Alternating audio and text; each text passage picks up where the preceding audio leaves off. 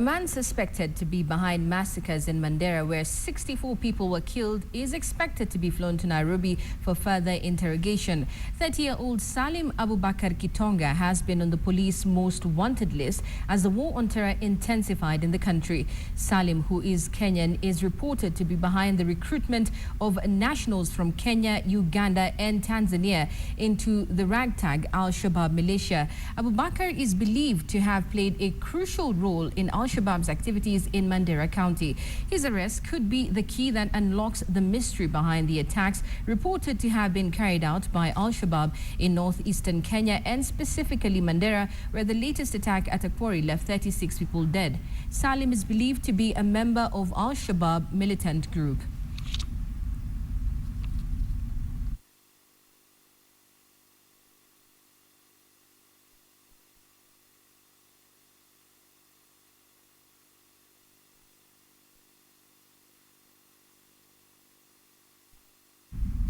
Now, members of the Parents Association from 47 counties are currently meeting with Education Cabinet Secretary Professor Jacob Kaimenyi over the myriad of issues that bedeviling the education sector. Patrick Amimo is currently at the meeting. Patrick Amimo, what is the main message from the Cabinet Secretary this afternoon?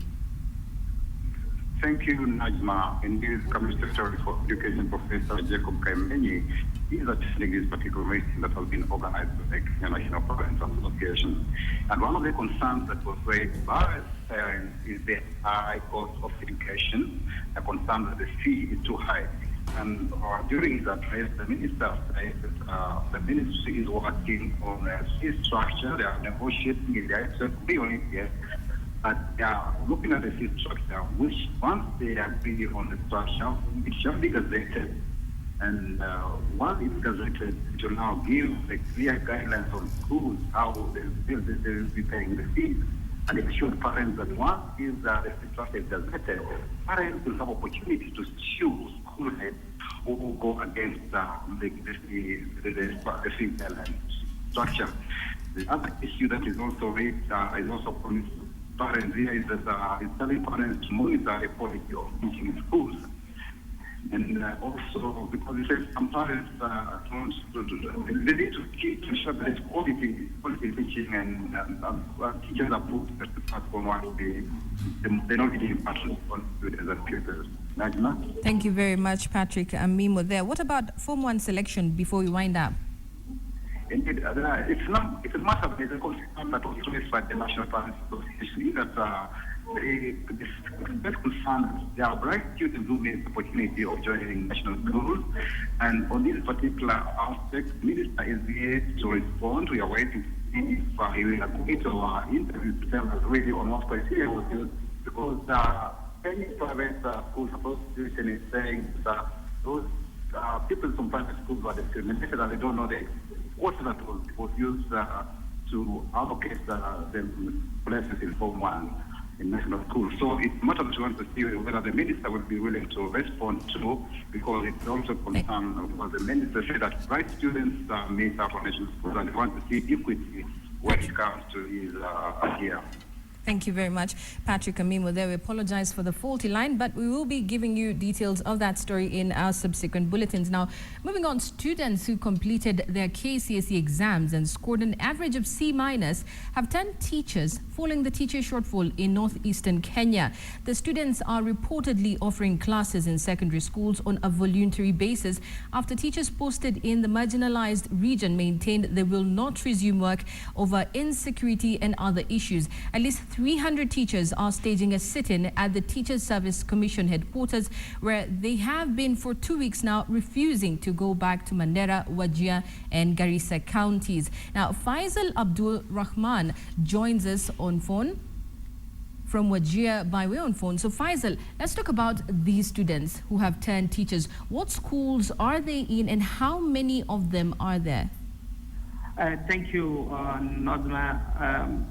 This morning, I personally went round to some of the schools, especially Wajir High School and Sambule Secondary School. And what I found there was learning was continuing as usual. And in Sambule Secondary School, I met 8 students who are direct from high school and scored mean grade of C and above, who voluntarily came to teach these students, and but they were having some problems after I spoke to some of the teachers who are teaching Kiswahili, telling me that they only have 2 Kiswahili teachers, which forced these 2 teachers to combine some classes and teach them mandatory Kiswahili lesson. But the other subjects, it's continuing as normal. Faisal, there are reports that there are several teachers who have been hired from different counties. Are they not afraid of, the security situation around there? Yes, Najma. I spoke with the principal of Wazir High School, Mr. Ahmed, and he told me they employed some of the teachers from other counties who are not resident of this county, and then learning is continuing normal, and the school is paying them. After I've instructed with them and talked to them, they told me what allegations raised by those teachers are not justified, and will stay here and teach these students, and the security is okay. Because when I went to that school, there were some security guards who were at the gate and also inside the compound of the school. Thank you very much, Faisal Abdurrahman.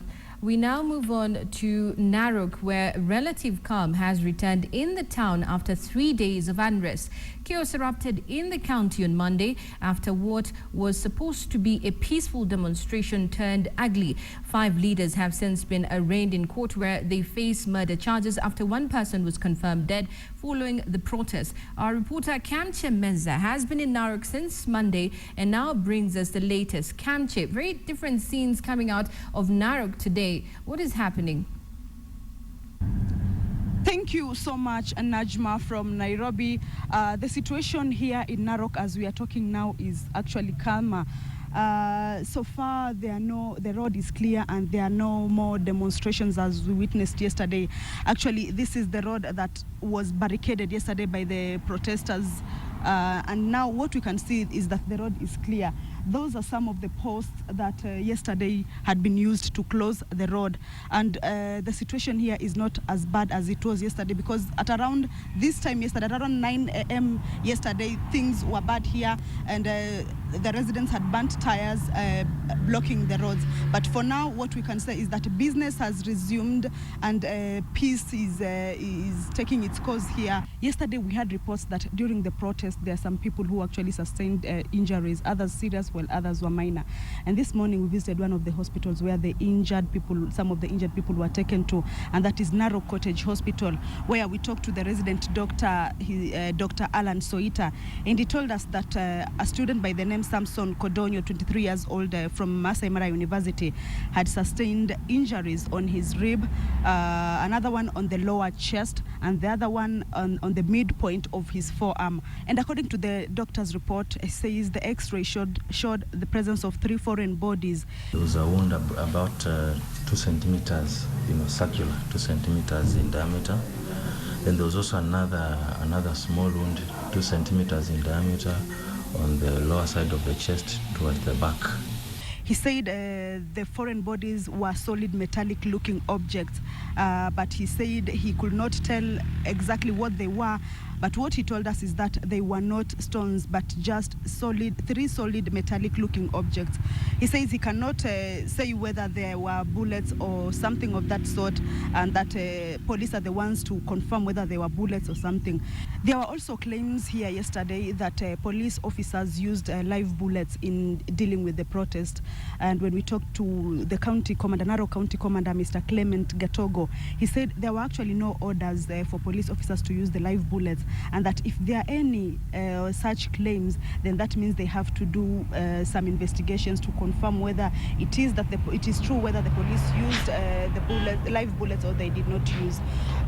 The other injury claim that we have so far confirmed here from the Narok County Commander is that one police officer who is actually the OCS for Ntulele Police Station, his name is Mudeng Nyaga, actually sustained an injury on his hand.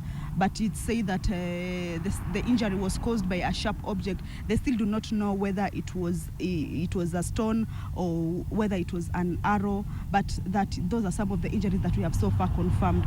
That's all we have from this side, and we'll keep monitoring the situation and bring you the details from Narok County. My name is Kamche Menza. Back to you, Najma. Thank you very much. Now, Kamche telling us that the area, there is calm in Narok, and area residents can now breathe a sigh of relief. Moving on now, a team from the University of Nairobi has been awarded $120,000 for an innovation designed to tackle child deaths using a barcoded vaccination wellness card. The card has been designed to track vaccination and reward mothers who take their babies for checkups with discounts on farm products. The scheme, successfully piloted in northwestern Kenya, is one of 4 African initiatives to have won a share of the 2014 GSK and Save the Children Healthcare Innovation Award. Speaking at the award ceremony, the head of the project, Benson Wamalwa, says such initiatives will go a long way in reducing child mortality in the country. This is a book that records the vaccines that the mother receives during antenatal, and also it does for the child. So what then happens is that every time the mother receives a vaccine, they get an entry, a barcode entry. This barcode entry then actually contains information about the discounts and really what they're entitled to. The objective here is to recognize that those healthcare workers working in the field often actually have very good innovations themselves, and that actually if we invest relatively small amounts of money in those innovations, we can help organizations such as the University of Nairobi scale up those programs, make them more sustainable in the long run, and also perhaps export them, not necessarily just within Kenya, but also outside of Kenya. To Addis Ababa now, where Kenya earlier today launched a fresh onslaught on the ICC, seeking to have the case against Deputy President William Ruto dropped. The Africa Union Council of Ministers has now resolved to support Kenya's bid to have the case terminated. KTN's associate editor Notieno has the details from Addis Ababa. Now, the 24th African Union Summit here in Addis Ababa, Ethiopia, comes amidst a myriad of problems facing different regions of the African continent. The West African Bloc, for example, is very concerned about the Ebola epidemic currently bedeviling their countries. The Northern and Central African countries are dealing with different internal conflicts. In the backdrop of all this, the Kenyan delegation hopes to convince the African Union countries to support one big agenda. I come from a community, Meru, where I have clear instructions even when I came here. Has sent me to come to this meeting and any other wherever I go to say this, the president is out of the ICC. But in the absence of an acquittal or a release of William Ruto as his deputy, then there can never be peace in the country. We have to change our strategy so that Kenyans don't look at inwards, or rather, the Kalenjin don't look at Kikuyus. To blame Kikuyus and say, you know what, because that will be very dangerous. One approach is to have the African countries ratify the protocol giving African Court of Justice powers to deal with international crimes like the one facing Ruto at The Hague. The other is to get enough support within the Pan-African Parliament to apply pressure on the United Nations Security Council to have the case against Ruto dropped. We believe in African solutions to African problems. We also believe that if we have our own courts, we will have a better way of developing our own judicial infrastructure. Because with the International Criminal Court, what we have seen is that the cases are being prosecuted in The Hague. It's not actually doing much for the judicial systems on the continent. ICC in Kenya, it is now the hindrance, is the one that is making Kenyans not move on. I think Kenya has come of age. Now we can deal with our own problems. The third option is to win the world over by convincing everybody that Kenya is healing perfectly on her own without the ICC. For this reason, a big delegation of Kenyan civil society groups is here in Addis to explain what they call the IDP resettlement progress and, according to them, success. Or was it because South Africa, it was the whites who are being forgiven, and then the world just accepted and said hallelujah? But when Kenyans are forgiving their own brothers, then it become a problem. Let me assure, ladies and gentlemen, when a child dies, do you live in the grave 1, 2, 3, 4, packers, 7 years? Or you just rush to bed quickly and make more children? Kenya is no longer in the graveyard. Kenya is in bed making more children. But I really see an effort to recolonize Kenya. I see an effort to take over the resources of Kenya. I see an effort by the West to ensure that we go into some kind of turmoil. According to sources inside the closed-door deliberations, the AU Council of Ministers agreed last night to push for the withdrawal of the case against Ruto, arguing that the same reasons that led to the dropping of the case against President Uhuru Kenyatta also apply in the case against Ruto. The heads of African states begin their plenary discussions Friday morning and will deliberate on what the ministers have resolved. Now, Tino KTN, Addis Ababa, Ethiopia. Now, thinking of buying a parcel of land in Nairobi, then this might be of interest to you. Land prices in Nairobi are on the rise. According to the latest Has Property Index, land prices in the capital city have grown by more than 535% since 2007, with values expected to continue rising. Land in the capital has continued to outperform all other asset classes as a return on investment. This then begs the question, how high can prices rise? Here's more on that. Land has long been the investment vehicle of choice for most Kenyans. For those with deep pockets, Nairobi clearly is a place to bet big on, with land prices shooting through the roof. If you had to buy an acre in Kilimani, sort of to build a house, it cost you 370 million, which is just not affordable for most people, for 99.99% of people in the market. Nairobi's land has reached the point where only the highest value buildings can still be built.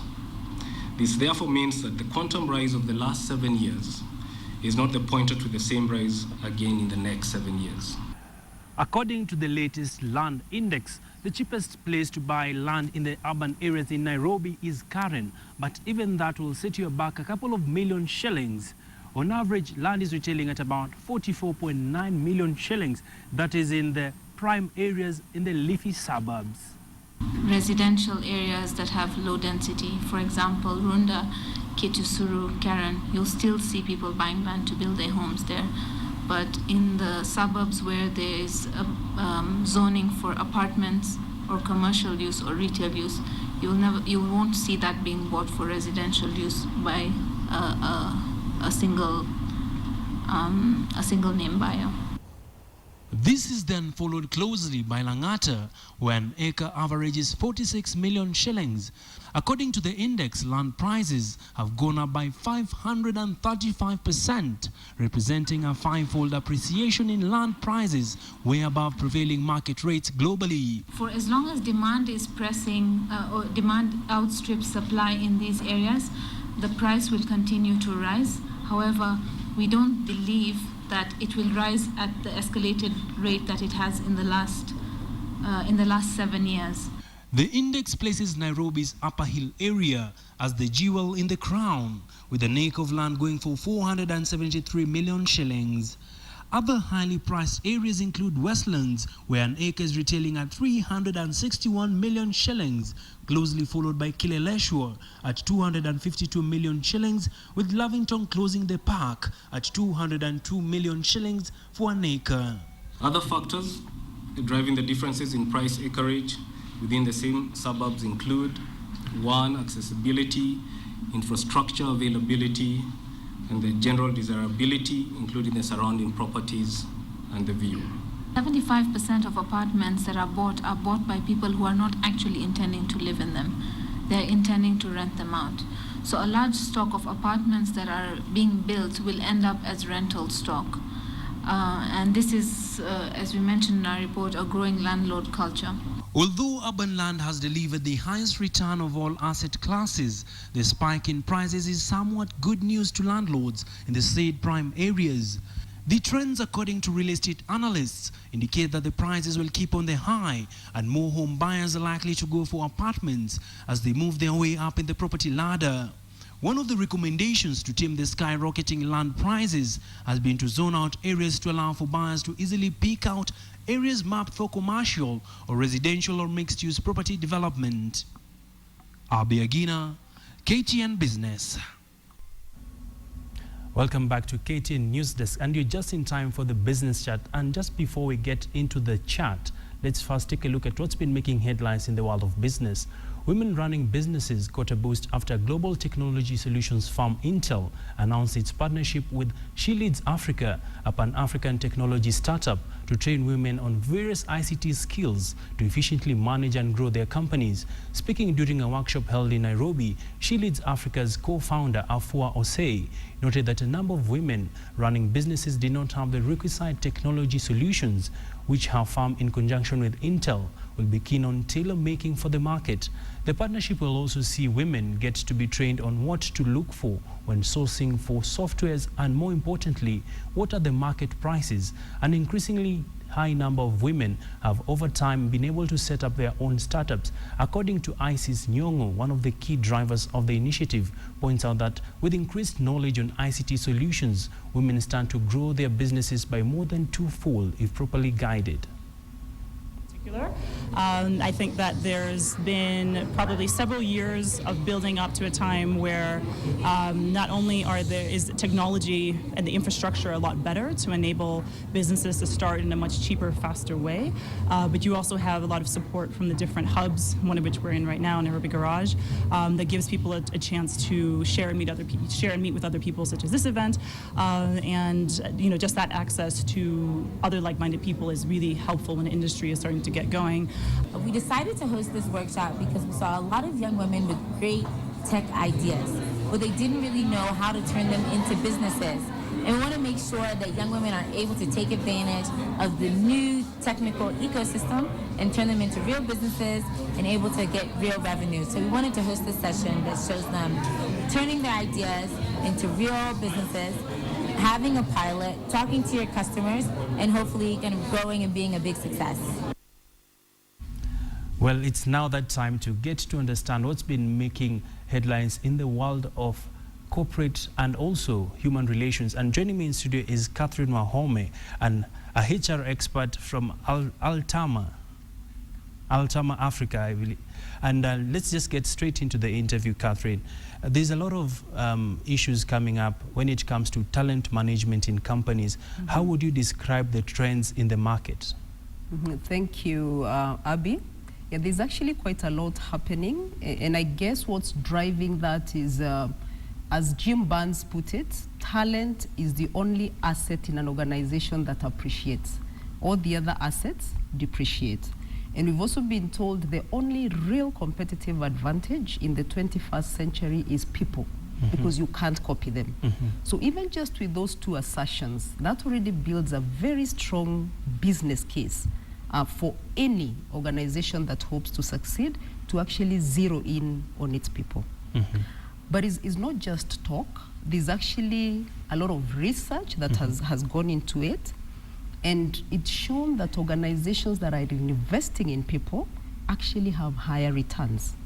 Some examples, I mean, the overall average has been shown that revenue-wise, they're making about 43% higher than their peers. In terms of retention, they're at about 87% compared to the others. That's pretty high. It's very, very high.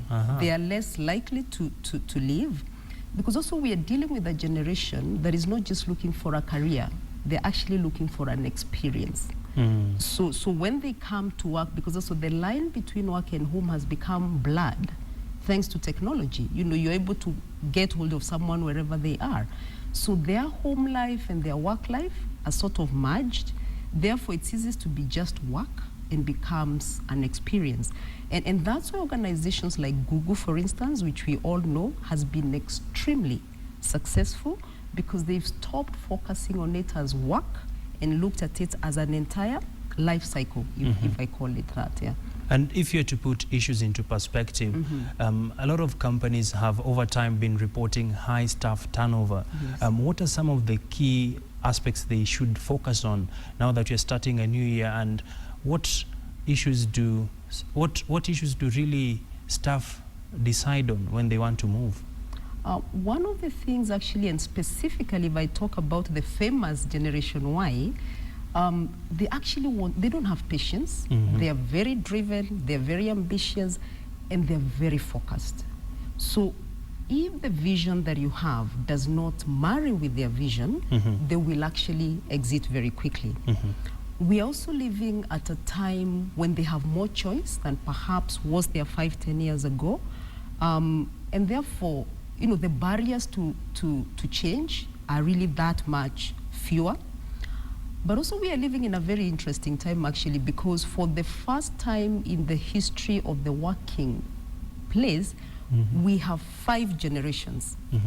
We have the silent generation, as it is called, those doing their 60s to 70s. Yeah. Of course, with the extension of the retirement age, we have the baby boomers, we have the Generation X, we have the Y, and now the millennials. Now their interest, their focus, what drives them is extremely different, and that is part of what has contributed to turnover, because how do you balance all these aspects? So what then do organizations have to do? Think outside the box. It boils down to creativity, because each of those groups has got some value it is giving to the organization. So what are the things that I can do that actually sort of speak to each of those groups? And actually one of the things that HR managers are grappling with as we talk is what we are calling individualization. Repeat that again. Individualization. Staff actually want tailor-made packages for themselves, and particularly for those who are, the top talent, because they know what they're bringing to the business. Sure. So they don't want to be put in a meal. I want something specific to me. And that is actually becoming quite a nightmare, yet that is what you must do to retain them. And I'm aware of a few organizations that have actually gone the menu way.